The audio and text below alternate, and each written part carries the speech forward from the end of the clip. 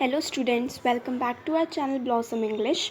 Today we will continue the explanation of stanza 3 and 4 of our poetry A Photograph by Shirley Tolson. So our stanza 3 is, some 20-30 years later, she had laughed at the snapshot. See Betty and Dolly, she had said, and look how they dressed us for the beach. The sea holiday was her past, mine is her laughter, both wry with the labored ease of flaws. तो इस paragraph में जो poetess हैं वो बोलती हैं कि जो उनकी मदर कुछ 20-30 साल बाद उस स्नैपशॉट यानी उस फोटोग्राफ को देखते हुए हंसती हैं और वो दूसरों को भी बोलती हैं कि वो दो लड़कियों को देखो, मतलब जो उनकी कज़न्स हैं दो, उनको देखो कि वो कैसे मेरा हाथ पकड़े हुए हैं और किस तरीके की वो ड्रेस बीच के लिए पहनी हुई हैं।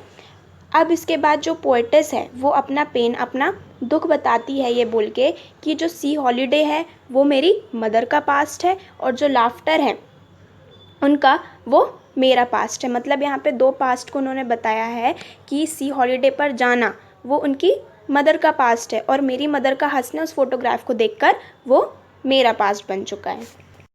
जो पोएटेस है अब वो इस बात को सोच के काफ़ी दुखी होती है, वो बहुत शोक मनाती है उस बात का कि जो सी हॉलीडे है और उसकी जो मदर का लाफ्टर है अब वो उसको सिर्फ दुख ही देता है। क्यों? क्योंकि अब उसकी जो मदर है वो उस दुनिया में नहीं है, तो वो उन सारी बातों को सोच के काफ़ी दुखी होती हैं। ठीक है, लेकिन जैसे जैसे साल बीतते जा रहे हैं जो पोएटेस है वो अपने पेन को ओवरकम करती जा रही है। तो यहाँ पर हमको ये याद रखना है कि दो जो उनकी कज़न्स हैं उनका नाम बेटी और डॉली है। So we have completed our stanza 3. Now we will move to stanza 4. So student, our stanza 4 is, now she's been dead nearly as many years as that girl lived, and of this circumstance there's nothing to say at all. It's silence silences. तो इस स्टैंज़ा में जो poetess है वो बोलती हैं कि उनकी मदर को इस दुनिया से गए हुए काफ़ी साल हो चुके हैं, काफ़ी टाइम हो चुका है और अब पोएटेस को इस सरकमस्टेंस, अब ये सरकमस्टेंस किस चीज़ को रेफ़र कर रहा है? उसके मदर के एब्सेंस को। इसके बारे में उसका कुछ कहना नहीं है, वो काफ़ी सैड और लोनली हो चुकी है और ये जो पेन, ये जो दुख है उसके, अनहैप्पीनेस का और साइलेंस का, ये वो बताती हैं और वो बोलते हैं कि अब मेरे आसपास सिर्फ साइलेंस ही साइलेंस है।